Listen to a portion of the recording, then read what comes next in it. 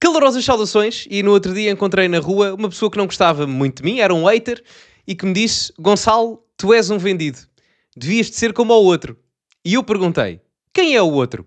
E ele disse-me: o botão do like deste vídeo, porque ele não se vende a ninguém, também não gostei nada. Portanto, meus amigos, metam like neste vídeo e subscrevam o canal para chegarmos aos 70 mil subscritores e partilhem também nas vossas redes sociais, que ajuda bastante. Relembro que tem o código Sousa10 na Prozis para 10% de desconto. No segundo link da descrição, eu até trouxe uma camisola da Prozis para o vídeo, não sei se repararam. Portanto, podem adquirir vários produtos, alimentícios ou não, quando fizerem compras com o meu código. Relembro que até ao final do mês, dia 30 de Abril, têm a possibilidade de, ao usarem o código, além dos 10% que têm, estão automaticamente inscritos para ganhar um giveaway de 150 euros. O prazo está a acabar. Quantas mais vezes usarem o código em mais compras, mais hipóteses têm de ganhar.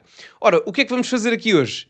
Eu encontrei, e já foi feito também por outros youtubers e influencers, como quiserem chamar, abraço de chi, vamos fazer aqui o teste do votómetro, que na verdade se chama votímetro, acho que é assim que se chama, e portanto vamos fazer aqui o teste e as respostas às perguntas. Ora, aqui na primeira pergunta temos: a gestão privada tende a ser mais eficiente que a pública, pelo que os cuidados de saúde devem ser prestados por privados com financiamento público. Eu concordo totalmente. Aliás, uma das grandes críticas que eu fiz ao governo da Geringonça, foram várias, não é? Mas uma das principais foi a alteração da Lei das Bases da Saúde. Não acho que isto tenha que ser o único modelo, não é? Portanto, podemos ter um modelo de saúde com base apenas pública, podemos ter PPPs, parcerias público-privadas, ou apenas gestão privada, ou caridade de gestão social. Portanto, eu acho que o modelo misto, e olharmos para isto como um sistema nacional de saúde e não um serviço nacional de saúde, é mais proveitoso para a satisfação das necessidades de saúde dos portugueses do que propriamente outro método qualquer. Segunda pergunta: os subsídios de desemprego generosos desincentivam a procura de trabalho e a criação de empresas e acabam frequentemente por causar mais danos do que benefícios no longo prazo. Esta parte final aqui é muito importante, porque tem a questão de no longo prazo. A minha resposta aqui seria diferente se não houvesse aqui a questão temporal incluída, mas eu vou claramente concordar totalmente. Não estou a dizer que os subsídios de desemprego não devam existir. Agora, em determinadas circunstâncias, há claramente um aproveitamento por determinadas pessoas na sociedade portuguesa da redistribuição que não é bem fiscalizada por parte do Estado português em vários subsídios, sendo o subsídio de desemprego um deles. Concordo totalmente aqui. O Governo deve usar impostos e regulações ambientais para combater as alterações climáticas. Eu não concordo que a política fiscal punitiva em termos de impostos seja propriamente a melhor, ainda para mais em Portugal, tendo em conta que, para vos dar um exemplo, se comprarem 100 euros de gasolina para o vosso carro, para o vosso meio de deslocação, 60% desses 100 euros vão para impostos. Portanto, não concordo com isto dentro da realidade portuguesa. Acho que há outro tipo de incentivos. Em vez de ser uma penalização fiscal para melhor qualidade ambiental, eu prefiro utilizar um incentivo fiscal para melhoria de qualidade ambiental, porque eu acho que as preocupações ambientais devem existir, não da forma ridículo que às vezes uma esquerda mais progressista a quer fazer em termos mediáticos. Mas eu prefiro muito mais a questão do incentivo fiscal à melhoria ambiental do que propriamente a questão da punição fiscal. Portanto, vou aqui concordar parcialmente, porque não é uma coisa propriamente unânime, digamos assim. Olhando aqui para a questão... Deixa-me só, exatamente... para a terceira, aliás, quarta pergunta: a regulação económica protege os consumidores e trabalhadores, mas é frequentemente excessiva, sufocando a economia e o empreendedorismo.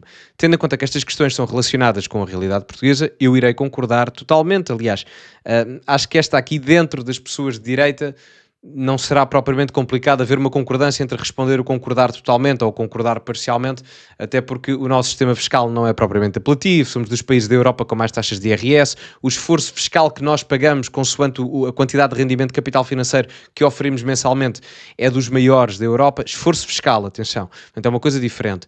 Portanto, aqui irei concordar totalmente, até porque há regimes fiscais muito mais apelativos na União Europeia que fazem investidores estrangeiros quererem investir, por exemplo, nos Países Baixos ou na República da Irlanda, em vez de investir num país como Portugal. Olhando aqui para a quinta pergunta, em regra, reduzir o IRC tem poucos impactos positivos no investimento e na competitividade internacional da economia.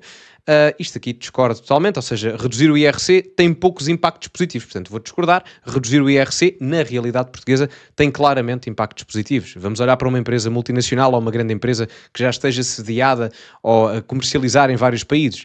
Entre decidir, por exemplo, no mercado ibérico, se investe em Portugal ou Espanha, vai claramente preferir um modelo, tendo em conta que não é um território particularmente grande, se não precisa ter uma sucursal, entre aspas, em Lisboa, se já vai ter uma em Madrid, se o regime fiscal for mais apelativo. E isto não funciona apenas para a realidade ibérica, funciona na realidade europeia, porque os regimes, até monetários, são parecidos na zona euro e, portanto, nesse aspecto, olham para os países da zona euro e veem quais são os que têm uma carga fiscal menor. Aliás, muitas empresas estão sediadas na Irlanda por causa disso mesmo. O YouTube, por exemplo, a Google, é um exemplo deste exemplo que estamos aqui no YouTube agora. Portanto, acabo por discordar totalmente.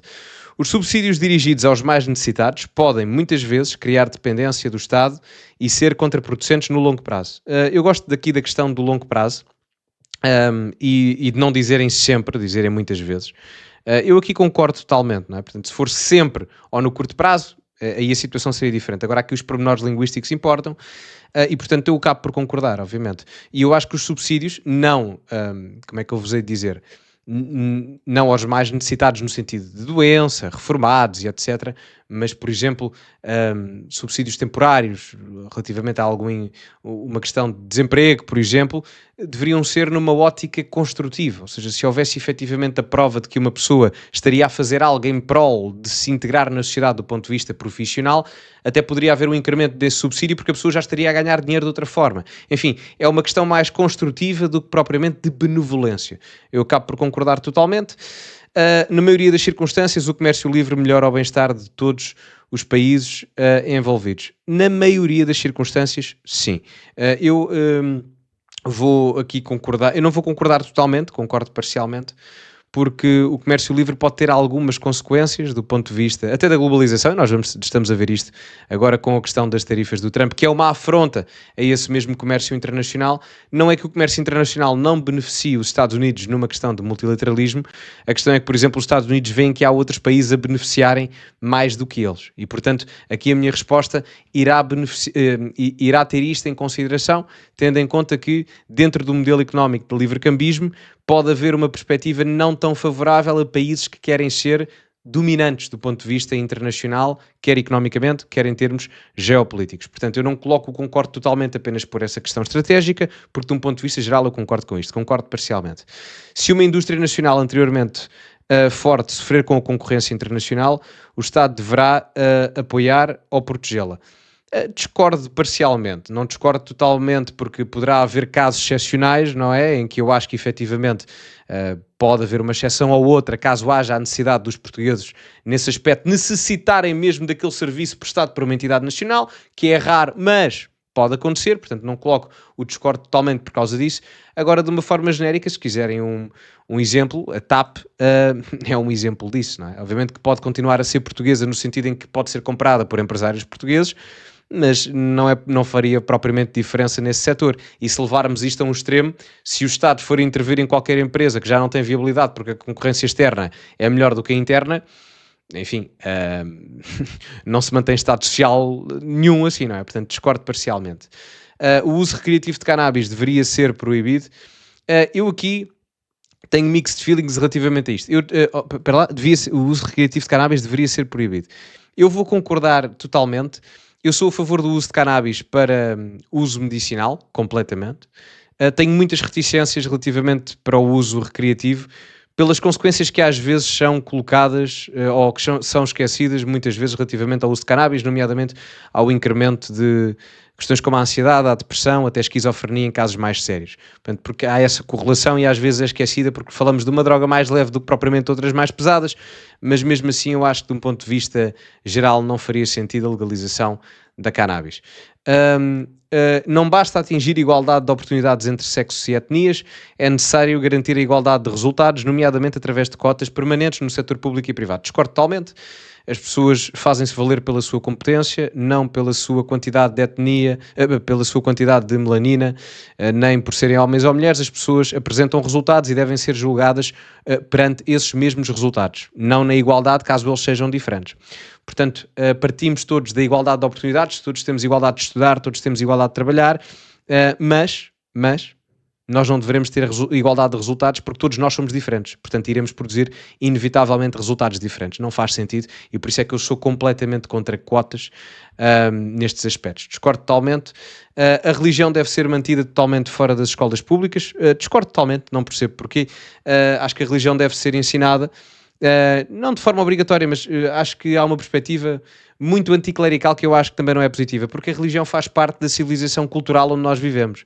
Da mesma forma que, falo da questão ocidental, mas nos países do Médio Oriente ou do Norte de África falamos do Islão, e portanto não creio que seja positivo estarmos a criar temas tabus relativamente à questão religiosa.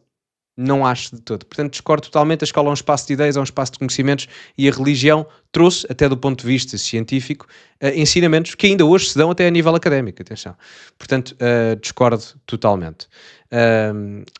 Santo Agostinho, por exemplo, só aqui um à parte. Ter uma religião dominante e culturalmente relevante é crucial para a coesão social de um país. Eu concordo totalmente, não é?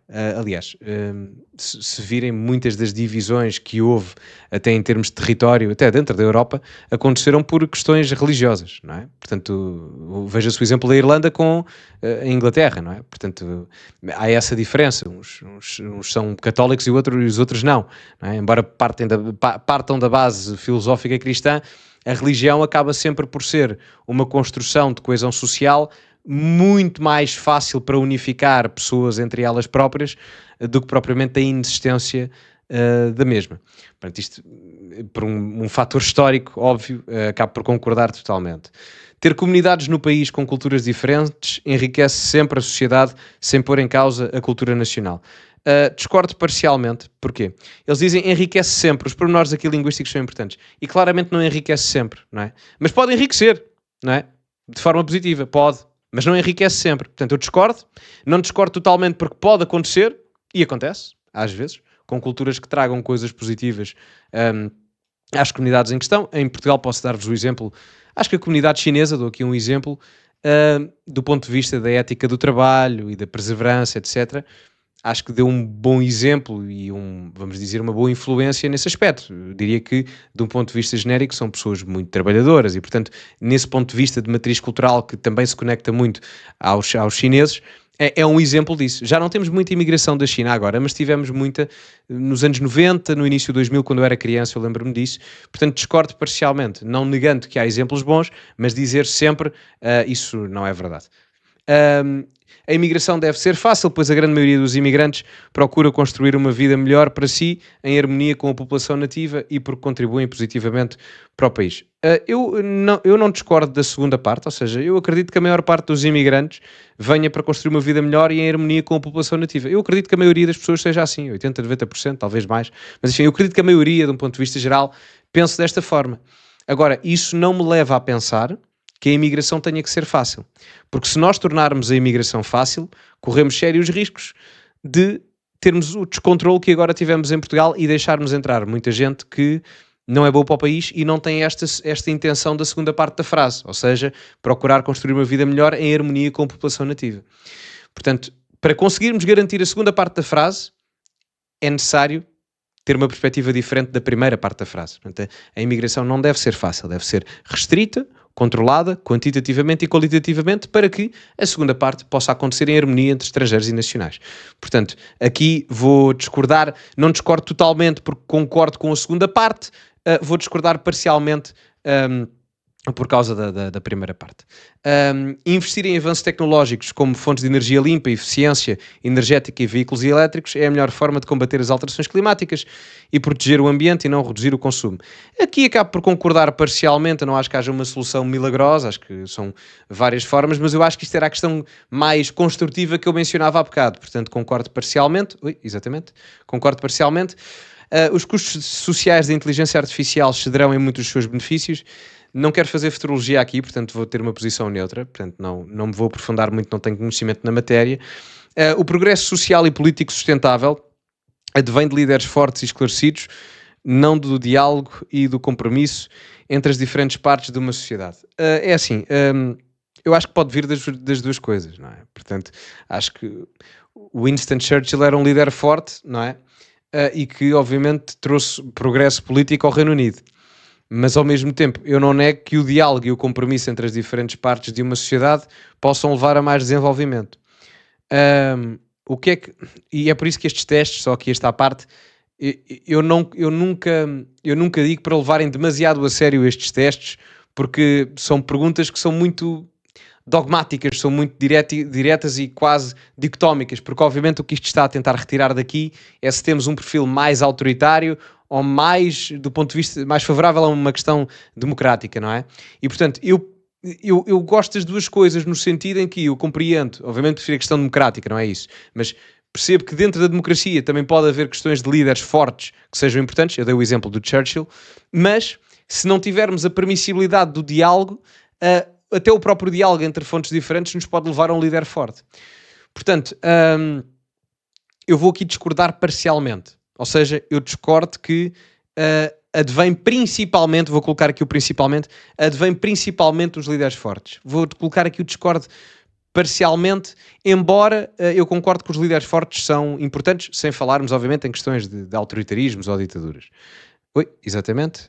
É essencial que numa democracia existam mecanismos fortes de controle entre os diferentes poderes, mesmo que isso torne o sistema político mais complexo, opaco e a responsabilização mais difícil de determinar. Concordo totalmente, atenção.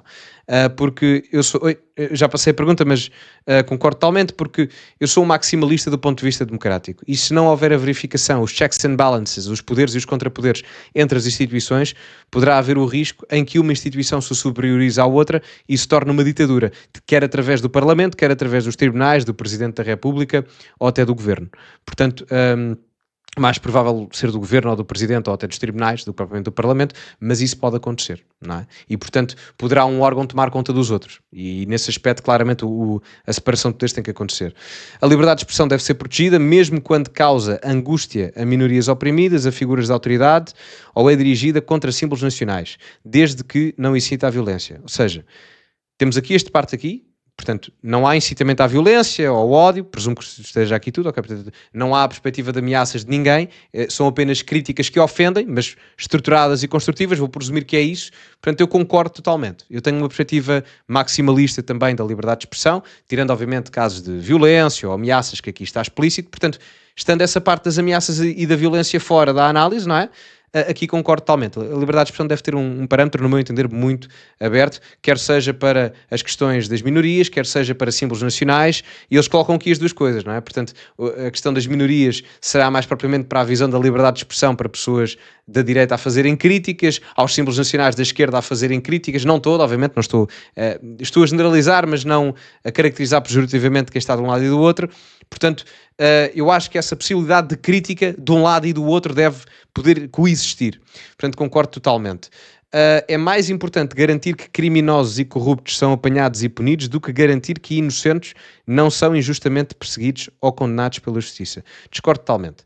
Ninguém deve ser condenado injustamente pela justiça e deve haver aqui um equilíbrio. Portanto, eu discordo totalmente. Sem desprimor, obviamente, atenção ao facto de que se é corrupto ou apanhado a cometer um crime tem que ser condenado, não é? Agora, eu não coloco em níveis diferentes um criminoso ser apanhado e uma pessoa ser condenada injustamente, porque é uma grande injustiça. Portanto, uma coisa não substitui as outras, a outra no caso. Portanto, discordo totalmente aqui, não é mais importante do que a outra, porque senão temos um falhanço igualmente mau do sistema judicial. As duas são igualmente importantes para mim. A melhor maneira de resolver questões diplomáticas complexas como o conflito israelo-palestiniano é a comunidade internacional capacitar organizações internacionais como as Nações Unidas.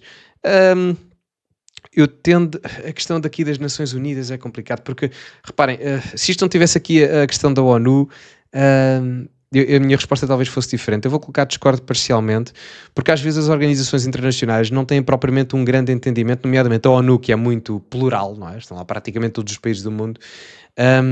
Eu percebo o teor da pergunta, eu vou colocar discordo parcialmente, porque ao mesmo tempo a ONU não tem um caráter deliberativo, não é executivo, não é?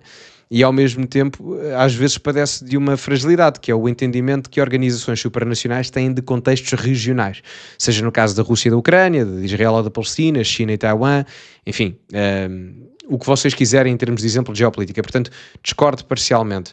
As alianças militares com países que partilham valores semelhantes como a NATO são a melhor forma de garantir uma paz duradoura, mesmo que isso signifique ser arrastado para uma guerra no pior dos cenários. Eu vou colocar aqui discordo parcialmente. Eu não acho que ser arrastado para uma guerra... Eu não sou a favor da saída de Portugal da NATO, atenção. Mas esta parte final aqui, e os pormenores são importantes nestas perguntas, ser arrastado para uma guerra não era algo que eu defenderia em nenhuma instância, só se Portugal fosse invadido de um ponto de vista em território nacional. E, portanto, caso isso não acontecesse, eu não defenderia a ida de Portugal para uma guerra. Agora fala-se muito da questão da Ucrânia e afins. A Ucrânia não está na NATO, não é? Mas... espero que a situação se resolva e que não haja escalada da guerra e que se comece a falar efetivamente em paz na Europa, porque os Estados Unidos estão nesse sentido, obviamente havendo sempre uma preocupação com a Rússia, porque obviamente também tem um caráter expansionista na sua visão imperial, não é? Mas discordo parcialmente porque não quero o meu país envolvido, ou não quero, nem acharia justo irmos para a guerra, a não ser estritamente necessário numa invasão a território mesmo nacional. Estar integrado numa União Europeia mais forte seria benéfico para Portugal a longo prazo, mesmo que a curto prazo isso possa acarretar custos em algumas matérias, como na política agrícola e pescas. Esta pergunta é traiçoeira porque eu sou muito favorável a uma União Europeia do ponto de vista económico, até Maastricht eu gosto muito da ideia da União Europeia em termos de integração económica. Em termos de integração militar e defesa e política externa, como viram na questão anterior, eu sou muito mais soberanista nesse aspecto, tenho uma perspectiva muito mais soberana, acho que a perspectiva não tem que ser obviamente pró-europeia do ponto de vista de cooperação, mas tem que ser em primeiro lugar tudo pró-Portugal. Na questão económica eu sou mais integracionista, acho que a questão económica europeia comum é muito interessante. Agora a questão aqui da política agrícola e das pescas acabou por prejudicar em determinado âmbito a agricultura portuguesa ao longo dos anos. Portanto, como isto aqui tem a questão da política agrícola e das pescas, eu vou discordar parcialmente. Aliás, vou pôr posição neutra. Vou pôr posição neutra porque eu sou muito a favor da questão económica, mas nesta matéria aqui em específico, nem tanto. Vou colocar posição neutra. É possível encontrar soluções para problemas como as alterações climáticas e a evasão fiscal internacional através de políticas nacionais, sem cooperação e integração política internacional. Concordo totalmente. Falávamos disto agora, não vou justificar a questão de, em primeiro lugar, ser pró-Portugal do que propriamente pró-outra coisa qualquer. Concordo totalmente. Ora, respondi depois ao teste das 60 perguntas, mas vamos ver o resultado. É assim, eu não sei, antes de vermos o resultado, eu não sei que partido é que me vai dar. Isto tem todos os partidos que vão às eleições. Se eu tivesse que escolher... os que acho que me vai dar mais semelhantes são, antes de vermos, diria o Chega, a Iniciativa Liberal, o ADN, a Nova Direita e a AD. Acredito que este seja o meu top 5. Não sei a ordem, porque volto a frisar que estes testes muito voláteis, mas vamos ver. Não estava longe. Deu-me a ADN, mas acredito que os outros também não devem estar longe de percentagem. Portanto, a ADN, extrema-direita, anterior Partido Republicano, Partido Democrático Republicano, Partido Conservador e Nacionalista, muito crítico do sistema político atual, do papel do Estado na sociedade, de organizações de agendas internacionais, OMS, etc, etc. Portanto, não estou longe... Pois, exatamente. Portanto, olha, não estou muito longe do que eu estava à espera, não é? Portanto, eu devo que a 4, 5 partidos, eu disse que ia ser o ADN, a Nova Direita e o Chega, têm praticamente a mesma percentagem. Tem aqui, o ADN tem 75, a Nova Direita 75, o Chega 72, é praticamente o empate. A AD 68, também não está longe. O JPP, o JPP é que é a minha surpresa aqui. Portanto, eu na minha autoanálise, na minha autoavaliação, eu acertei em tudo. Não sabia a ordem, não é? Mas acreditei que fosse mais ou menos aqui a ordem. Ou seja, ADN, Nova Direita, Chega, AD e IEL acertei. Só ficou à frente o JPP da IEL, que é curioso, não é? Portanto, o Elvio Sousa... Já agora, só que à parte, eu já elogiei muitas vezes o JPP na Madeira, apesar de não ter a maior proximidade ideológica, e o Elvio Sousa partilhou um vídeo meu numa análise do Observador na conta do JPP. Não sei, se vocês pesquisarem vão conseguir encontrar isso. Em que eu digo, na semana antes das eleições da Madeira, que o JPP ia ficar em segundo lugar e o JPP ficou mesmo em segundo lugar. Um abraço para o Elvio Sousa. Portanto, tenho aqui resultados, honestamente não me surpreende muito esta percentagem. Depois em último lugar o PS, o PAN, a CDU, o PCTP, MRPP, o Bloco de Esquerda e o LIVRE. Portanto aqui não tenho grande... Não há grande surpresa, se querem. Acho que quem vir o vídeo também não Acho que também não fica surpreendido com os resultados, acho que era mais ou menos isto que eu estava à espera. Depois, aqui no espectro ideológico, ora como é que isto está? Eles colocam progressista em cima. Portanto, quanto mais para cima, mais progressista social vocês são, quanto mais para a direita, mais liberal económico vocês são, e quanto mais para baixo, mais conservador. Portanto, eu sou tão conservador como a Chega ou como a Nova Direita, tendo a discordar. Atenção, aqui não havia perguntas onde eu tenho uma perspectiva mais liberal, por exemplo, o casamento homossexual e afins, a eutanásia. Só tinha a questão das drogas legalizadas ou da legalização de consumo recreativo. Portanto, se houvessem questões mais nesse âmbito, daria-me claramente uma margem mais progressista aqui para o meio, mas não haviam essas perguntas. Por isso é que eu digo que, atenção a estes testes, porque são muito simples. E não é uma crítica, não estou a dizer que é mau, estou só a dizer que é muito simples e pronto, é o que é, não é mau. Só a dizer que tem limitações. Bom, não me surpreendo com isto. Eu diria que, em vez de estar aqui tão em baixo a nível conservador, eu colocaria-me talvez quase ao mesmo nível da iniciativa, bem, e também não estou muito longe, à direita da iniciativa liberal, colocaria-me aqui quase na iniciativa liberal economicamente e colocaria-me aqui um bocadinho entre o PS, socialmente entre o PSD e o ADN e o Chega. Uma coisa, ali no meio. Socialmente falando, economicamente mais liberal que estes todos, quase na IEL, ou ao mesmo nível da IEL, mas socialmente aqui entre a AD e o Chega. Bom, está feito, o vídeo está feito. Digam-me a vossa opinião nos comentários, eu vou deixar o link do teste para vocês fazerem aí em baixo e depois digam-me nos comentários o que é que vos deu, tá? Um grande abraço a todos, muito obrigado, metam like no vídeo, subscrevam o canal, partilhem nas vossas redes sociais e, como é habitual, acima de tudo, cultivem-se e até à próxima.